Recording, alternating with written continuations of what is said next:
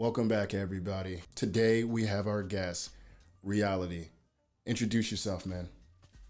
What's up, man? I go by the name Reality, a music artist, record producer, and audio engineer from Chicago, Illinois.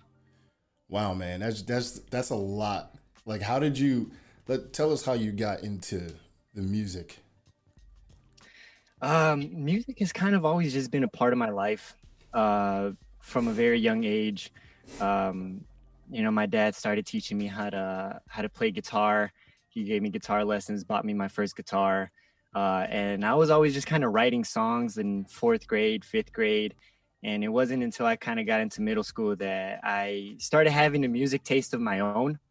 And then once I started having a music taste of my own, I discovered hip hop and, that kind of stuff. And that's when I fell in love with the culture and the music. And it's been nonstop ever since, man. It's been a nonstop grind ever since I discovered it. Yeah. So, I checked out one of your posts. You was like, the past 11 years was definitely worth it. Do you feel like the past 11 years were necessary to get where you are right now? Without a single doubt. Here's how I see it, man. I see it like an Olympian or a person that like competes in the Olympics. They have to train for their whole lives to be able to compete in the Olympics before they can even get to the competition. Yeah. They have to train for their whole lives. And then I'm pretty sure that to even qualify for the Olympics, you have to like specifically train for like 4 years before you can get there. So that's how I feel like these past 11 years of my life have been. I feel like I've been training to get to the Olympics, and then now like I'm here and I'm ready. I'm ready to compete now. I'm ready to do my thing. Yeah, and you said earlier, like you wear so many hats. You Mm-hmm. you actually produce the music, engineer, and you're also an artist. Mm-hmm. So how do you go about switching the hats? Like I know some days you really can't just do all in one day. Um, Yeah. so like what do you do? Do you separate the process? Do you make beats and then come back later and maybe write to it? And what's your process like? Um, I'm still figuring that out, man. It's been tough, especially since I do this full time now. It's been a little more difficult to kind of like separate the hats, as of late. Excuse me. I've been kind of just wearing the producer engineer hat. I have kind of put my music off to the side to kind of focus on my business right now. Yeah, But I mean, it really just depends, man. Like sometimes I'll wake up and I'm like, I have to write this song like right now, and I'll write it, and then I'll get into the studio, and it just all kind of comes together. Other times I'm kind of like just looking through beats yeah, and write to a beat, and then maybe I'll get to the studio and try to record, and it won't happen. And it's a really like it's a complex process that doesn't really follow like a linear path. It's different days gives me different kind of energies. yeah, and I completely agree with you. But like you said, so you've been focusing a lot more on your business. So why did you start Diamond Studios and how? So I actually got my first job as an engineer and a producer for like other people, because for most of my life I've been like recording my own music. I recorded a bunch of my friends' musics and stuff like that, but it wasn't until I got my first job that I started actually doing it for other people and getting paid. So I was working at another studio, and then that didn't end up working out, and I've always had plans of like doing my own thing. Yeah, That's always been my intentions, is to always like own my own things and be the boss of my own things. So it was always the plan. uh right before COVID hit, I was looking for studio spaces to like start renting one and really make one. That fell apart very fast. And then it wasn't until like late last year, probably around August of last year, that I wasn't taking any sessions. I wasn't taking no sessions, because for a while I was engineering people out of like my basement. I would just bring them to my house. But then, like I said, COVID happened, and I was like, yeah, not having a lot here. So it wasn't until like August of last year where I was like, you know what, like I can't wait any longer. Like I had like this needs to keep moving. So I'm in my garage right now. My DMND Studios is in my garage. Oh wow. I literally like I tore down the walls. I threw out everything that was in here. I insulated everything. I put up new walls. I painted everything. I built. There's a vocal booth right here that I built by myself. So I kind of built it out of necessity.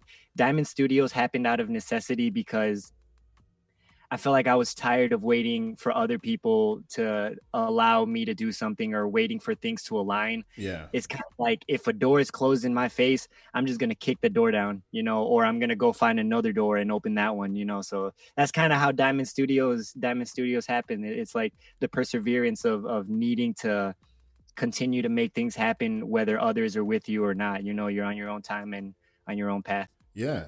So you said people were coming to you for projects that you had to engineer.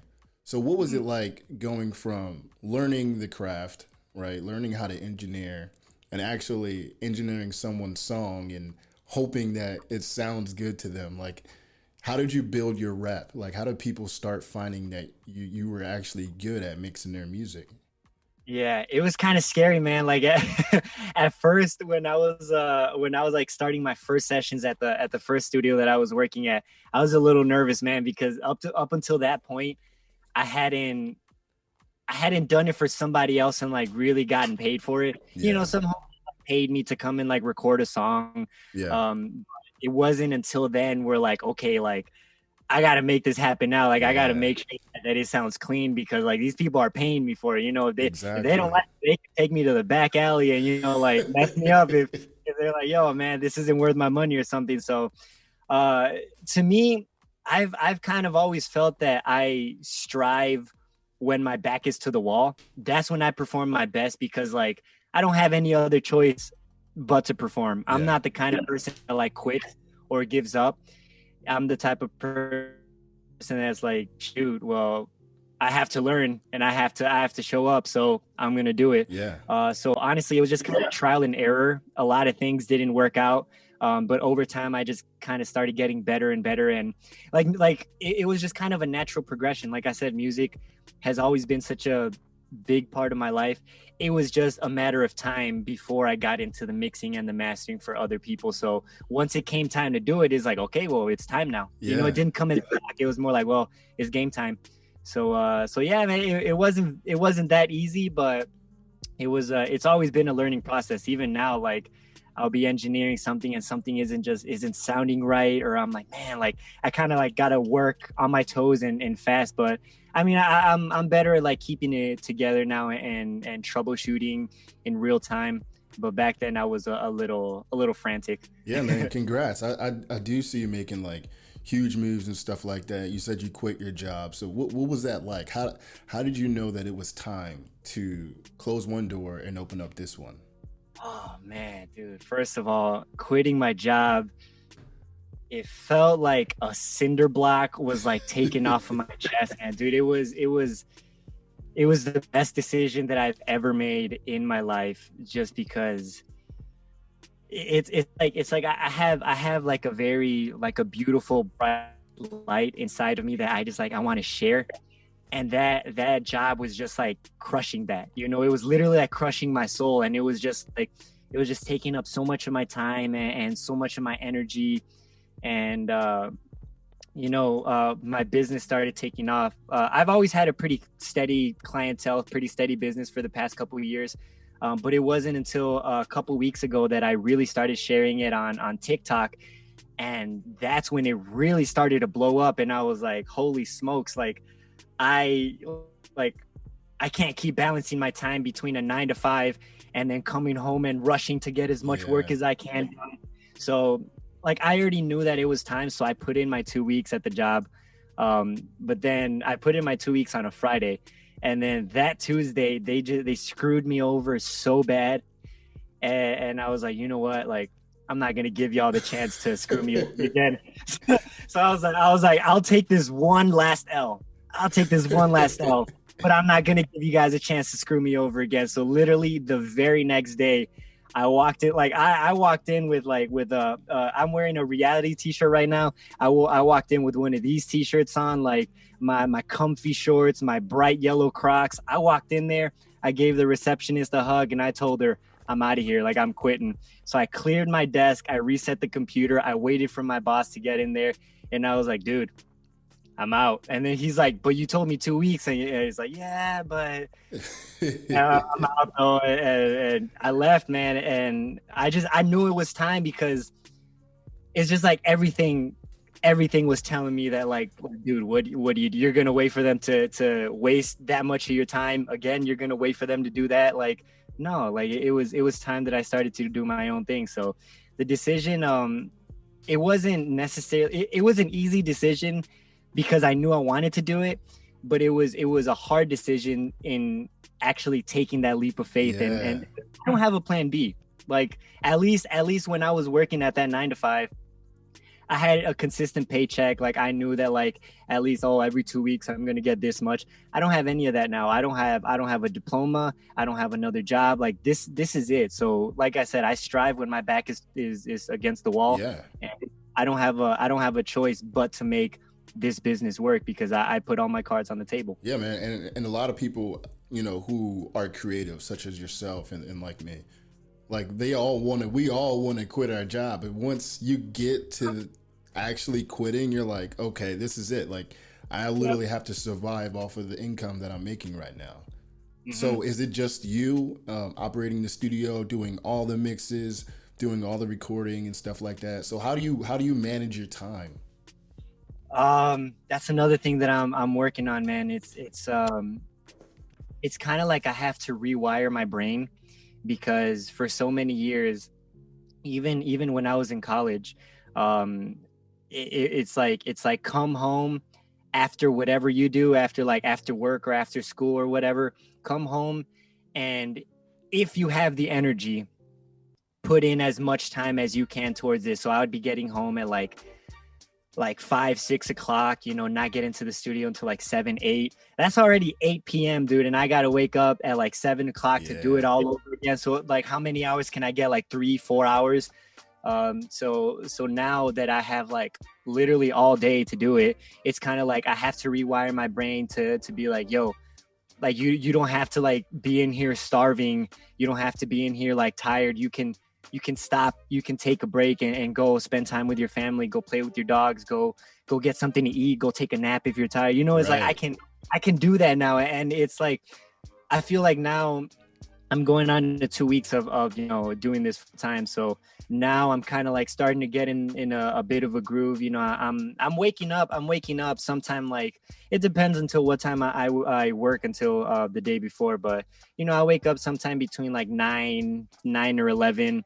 And then I won't get into the studio until like 12 to 2, sometime around there. But the way that I see it is like, as long as I put in my 6 to 8 hours a day, I'm still doing the same amount of work. I won't be working from 9 to 5. I'll be working from 12 to 8 or from 12 to 2, and I'm in here until 11, 12 o'clock every day, either way. So it's like, it's just, kind of like managing my time in a different way. But I'm still learning how to do it, man. I'm my own boss now, so I got to give myself days off, because I will work for weeks on end with no stop, because this is my livelihood. This is my business. Exactly. This is everything. And you're the only one that can hold yourself accountable for everything. So like in reality, you can just go do nothing all day. So, and I get that. Just the thought of like being able to do nothing makes you want to just knock out as much as you can. And it's tough, man, because when I was in college, I was a junior in college when I got my first audio engineering gig. And literally in the middle of that semester, after spring break, I just stopped going. I dropped out in the middle of the semester and stopped going to start working at the studio full time. But see, that was when I was first starting. So looking back at it now, I didn't have the expertise. I didn't have the clientele. I didn't have the know-how to like run a business like this. So back then I would probably have like one session a week and watch Game of Thrones all day. Not make any beats now. Like, so I know what it's like to like do this full time, but like you're not doing it full time. You've got all this time that you're not putting towards your craft. So, I understand now that it's very easy to like slip into not doing anything. So I don't want to do that now. Now, since I'm doing this full time, I got to come in here at least 5 times a week for sure and knock out, at least 6 to 8 hours a day of work. So yeah, man, it's just a different perspective now and a different way of managing my time to make sure that, I'm taking these risks for a reason and I'm not just doing it because I want to do it, is because it's what I have to do. Yeah. And like you said, there is a balance, but do you have any advice for anyone interested in starting like maybe a studio or a business such as DMND Studios? Yeah, man. My advice is to do it. Just like it might seem like not great advice, but my biggest piece of advice is just start. Yeah. Just because I get a lot of people on TikTok asking me like, oh, like I want to make music, but like I don't know how. Like I want to start mixing, but like I don't know how.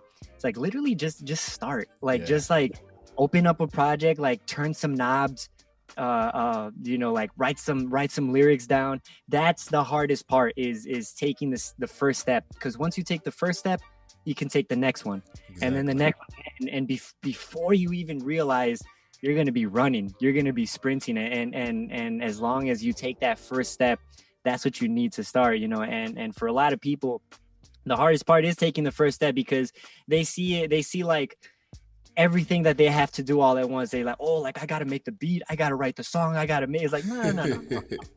No, find a beat that you like first, write the song first, open up GarageBand first, it's like take one step, but just start wherever you want, just start, and then one thing is gonna naturally lead to the other if you just keep doing it.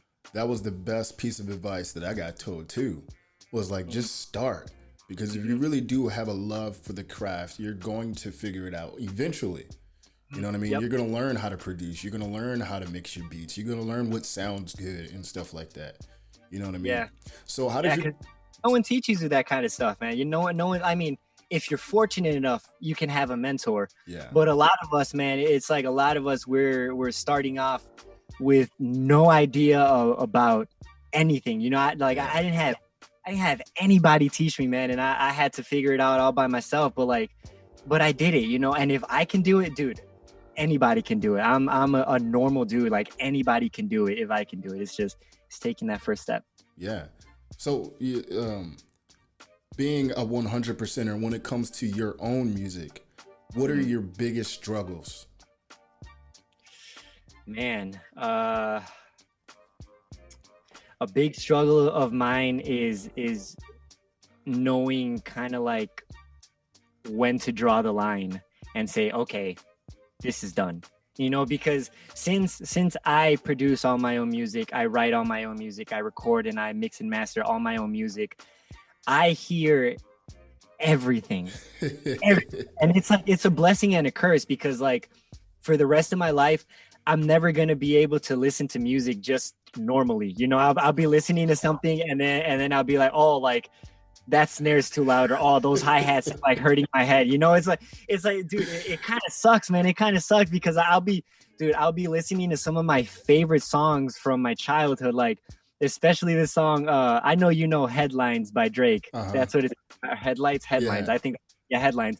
Dude, I used to love that song when I was a kid, and now I listen to it and I'm like, dude, this song is mixed so badly.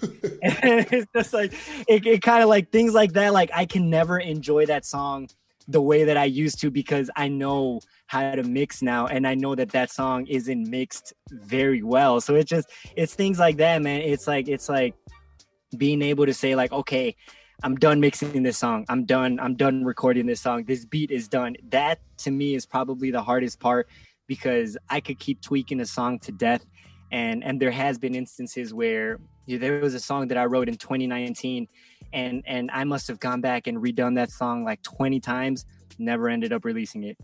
Never released it. It's like all that overthinking and all that time wasted was just wasted. Yeah. So it's kind of like just drawing the line and being like, okay, this is done. It sounds good. People are gonna like it. That's that. I agree. I've never related to that. Was such a relatable Yeah.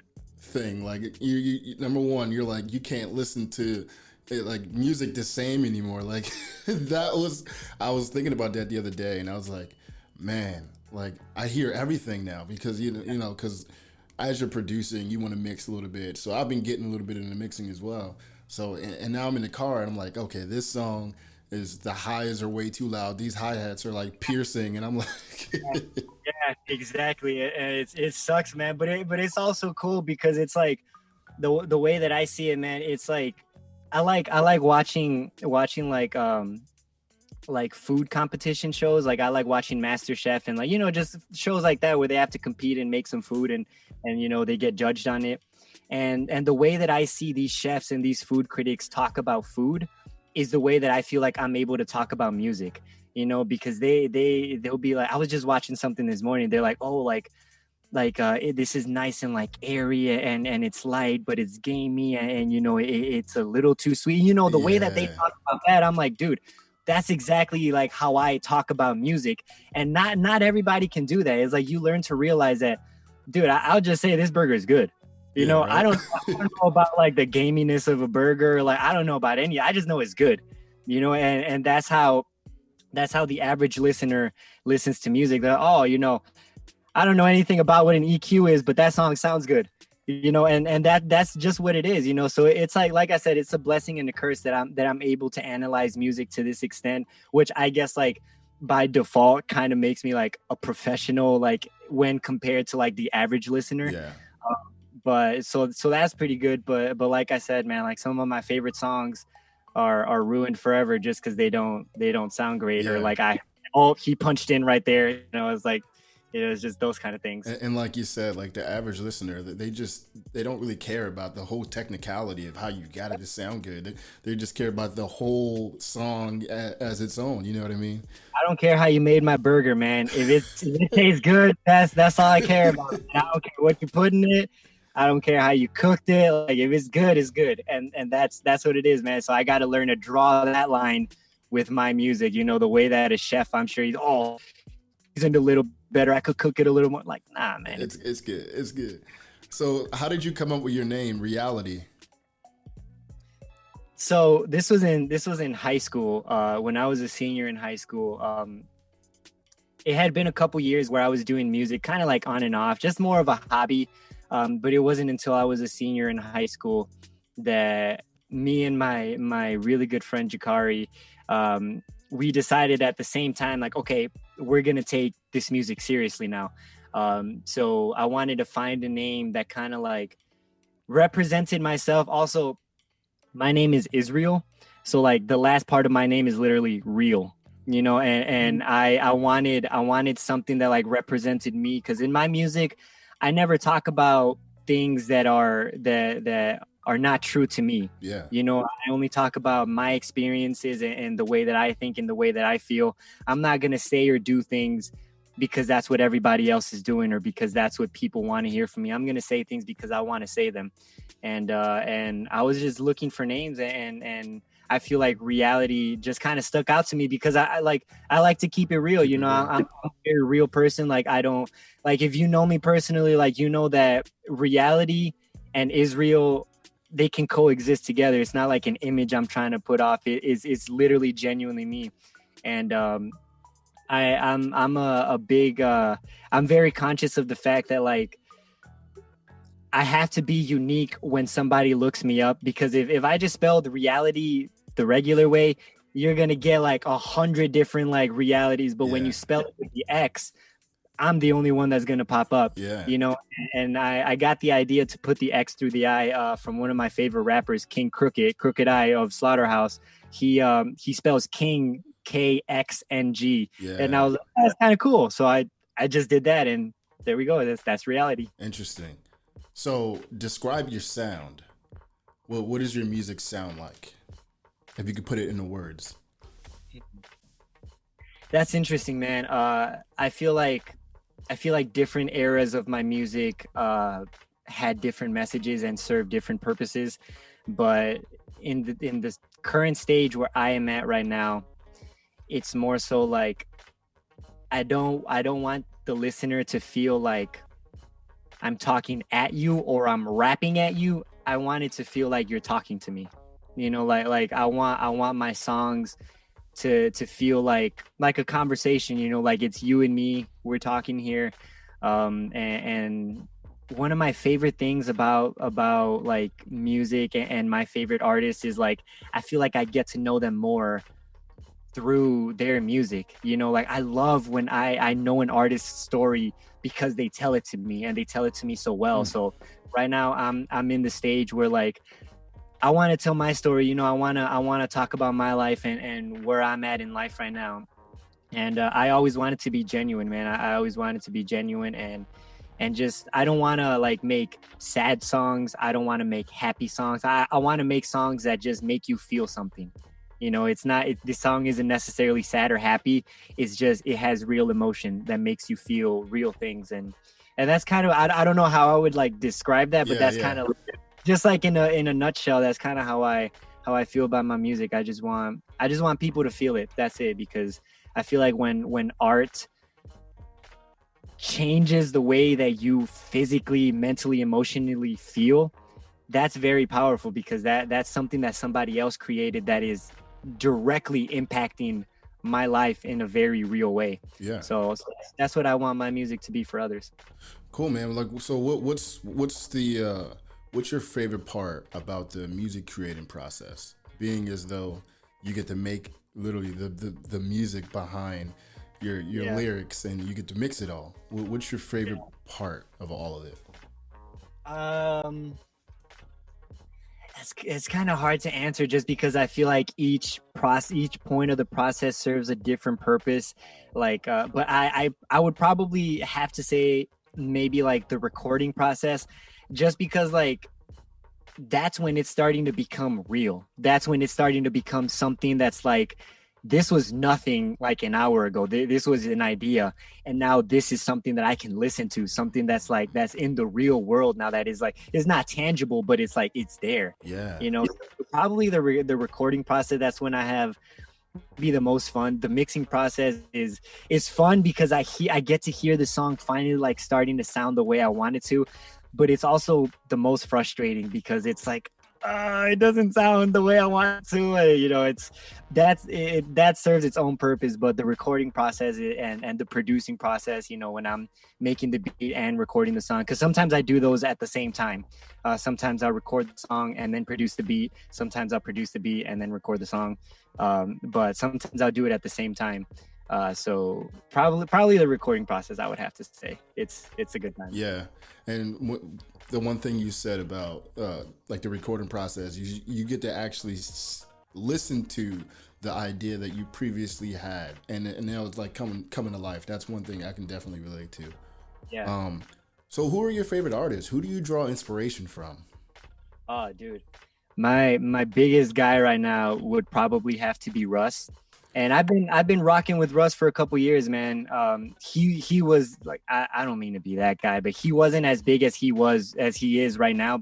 It's to me, it's so cool. Like, I feel like he's finally getting the respect that he deserves, you know, because I rock so heavy with the fact that like he's done it himself from the start, you know, and it's documented and you can see that, you know, and that I relate to that so personally because I think that Russ's life is like a reflection of what I'm going to be, but in my own way.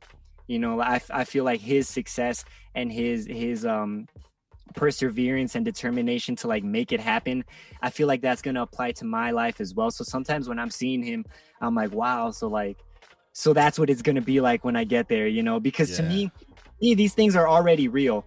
They just haven't happened yet. You know, but these things are already destined for me because I see them so vividly in my head, and when I see these things in my head, they make me feel things. And when I can see something vividly and it makes me feel something, that to me means that it's already real.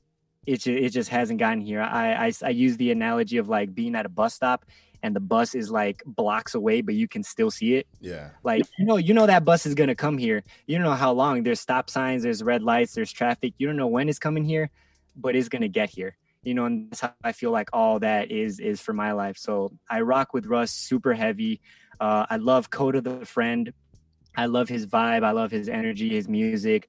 And Coda the Friend is another guy that to me, I feel like when I listen to his music, he's talking to me, you know, and it's very conversational.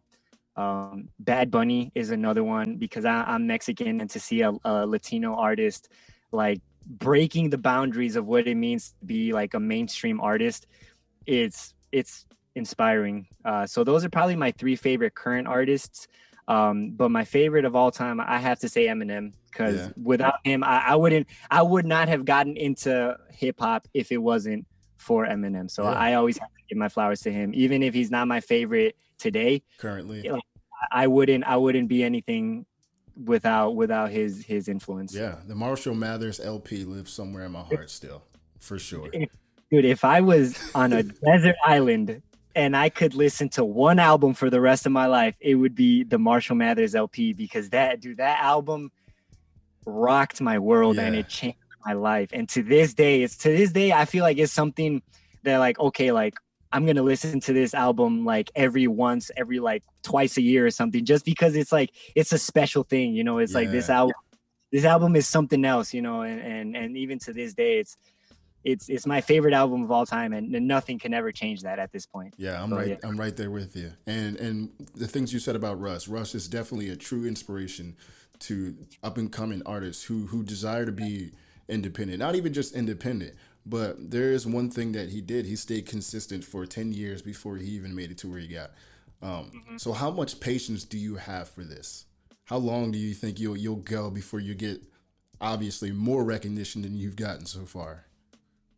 I don't know, man. I feel like I'm at a point right now where, you know, it's crazy. It's crazy because I feel like when you blow up overnight, like it's everything all at once. So you don't know how to like handle it all. You know, you get overwhelmed. But since I've been kind of like preparing myself for this for like the past 11 years, now that some of these things are starting to happen, I'm like, okay, like I'm ready for it. You know, like I've been preparing for this. I've taken a lot of losses. I've seen some success. And now that these things are starting to happen, I feel ready for it. And as far as being patient, dude, I'll be patient until I'm cremated. You know, I'll do it for my whole life, because like I said, I don't have a plan B. This right here, this is it. If later on in my life I find different business ventures, which I do see myself having, I don't see myself like just being the music guy forever. Yeah. You know, even Russ, especially, dude, Jay-Z. When Jay-Z talks, I listen. I shut up and I listen. So like it's things like that. You know, he used music as like a vessel to like get into all these other business ventures, but he's still Jay-Z. You know, he like Russ is still Russ, even though he does all these other business ventures. So music is always going to be at the core of it all. But yeah, man, I don't ever see a time where I would stop chasing it because I'm tired of chasing it. Like this is my life. Like I love the chase. I love the, you know, I do it because I love it. I don't do it because I'm expecting something. Yeah. See, and there's one thing too. A lot of people pursue music because they want to be rich or something, or they strive to live a life that they see. Be very disappointed. You said what? They will be very disappointed because the money, even if you see some fast money, anything that's fast and easy is not worth it. Yeah. You know, so even if you do see overnight success and you start seeing a lot of money with music, wait to see how long that lasts. Right. You know, and it's because I've done this for so many years that, you know, this is something a little more sustainable now, because like I said, I've been training to get to the Olympics, and now that like I'm parking my car at the stop for the Olympics, you know, I'm ready for it. You know, I'm ready. So being the way the music climate is today, like usually literally people can use social media to get to another level when it comes to the music career. What has been the best promotion tool for you?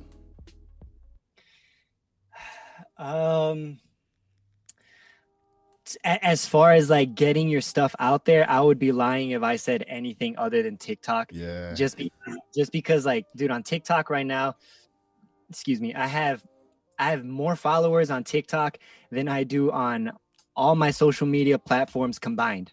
You know, like, and this happened within the past month. Just within the past month, I think I'm at like 11K right now or something. That happened within a month, you know. So as far as like getting your stuff in front of people, TikTok, it has to be the way.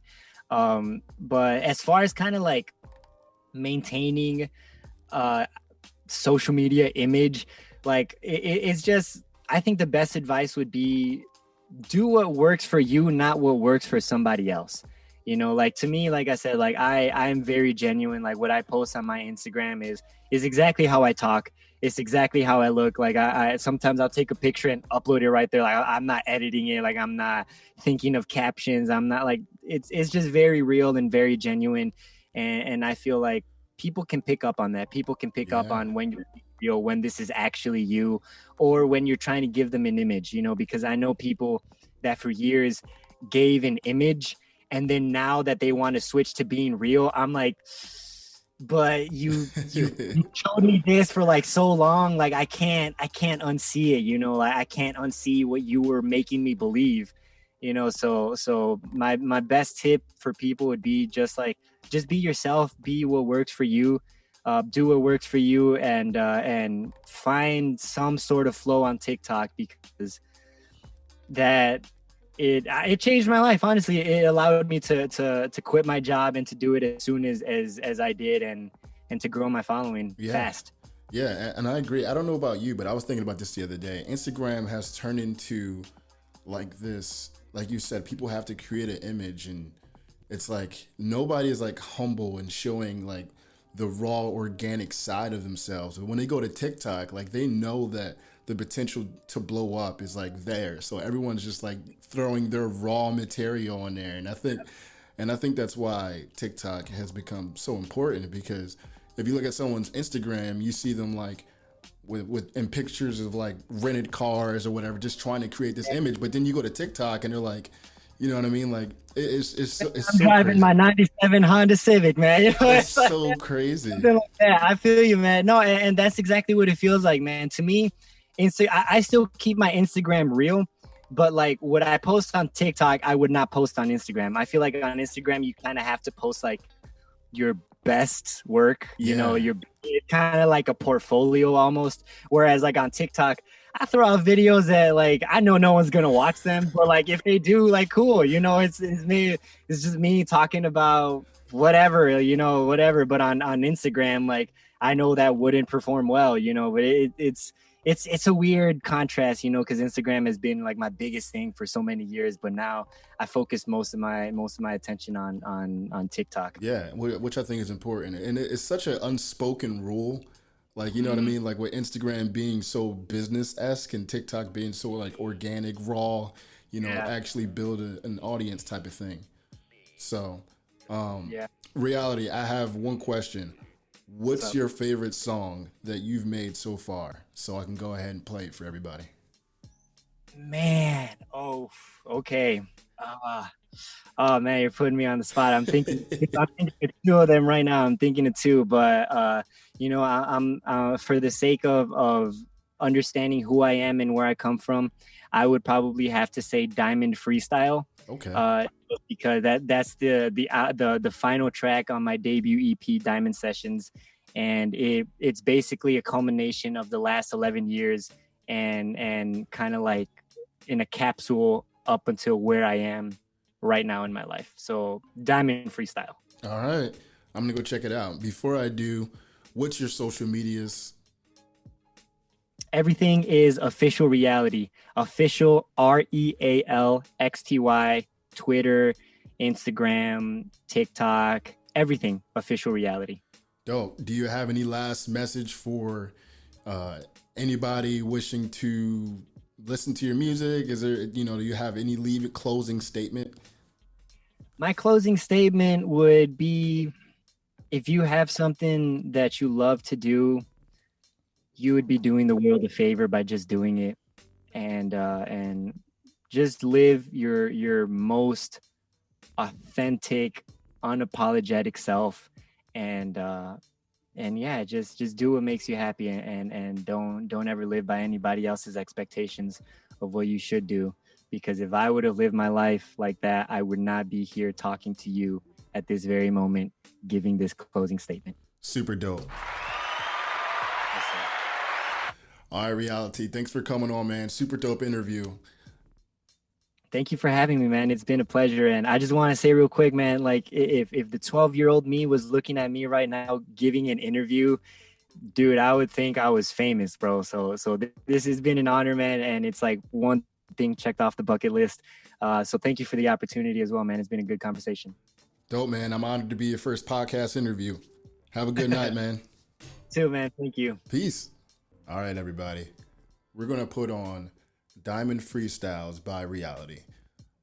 Super dope what he's doing. He made that literally a jump from working a 9-to-5 to pursuing his passions. And, you know, I know we all wish to do that. So it was dope to just hear his experience and how he got to where he was. And so let's check out his music, Diamond Freestyle. Let's do it. To get where I'm at, look at the stains on my shirt and the sweat on my back, and that'll tell you what you need to know. I'm checking up on my garden, my flowers need to grow. Yeah, I just been taking my time, even the plane cruise around way before it starts flying. I'm enjoying the ride and no rush, and that's fine. I'm hanging with the people on the passenger side. I look at myself now, I know the 12-year-old me would be so happy looking at me like, is this all for me? Yeah, of course it is, the one who did it was me. I see some fruits growing when I'm planting my seeds. I see a couple of trees in a couple of years, but for now, I'm damn proud that I faced my fears. Soon enough, I see the homies with a case of beers, and we'll laugh and we'll cry and we'll make some cheers. Yeah, hey, I put my 10,000 hours in, and 10,000 more to make sure that they counted them.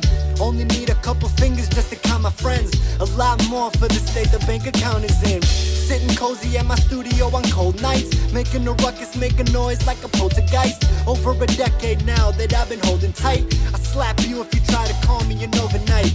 Yeah, you really don't understand the sacrifices that I made. I've been away from the fam and invested my money that I made with my hands. The times that I failed, I was making a man. Yeah. If you know me, you know that this is my heart and soul. I shed a tear when my mom first caught a show. The light shining, the diamonds were falling from the sky. Before everything changed, I was a different guy. I used to wanna be the biggest thing the world had ever seen. A couple diamonds on a pinky ring and all the finer things. All the ladies with the exotic names. Long as I got the fam, I'm fine without the fame. Too often we stay hoping for better times. Long as I got you, then everything is fine. Pressure make a diamond, nothing breaking mine. DMND means diamonds may never die. If I were to die today, need my flowers while I'm living. I prefer them in a vase. I'm living my life happy, moving in my pace. The world is on fire, but I'm safe in my place. Diamond Studio.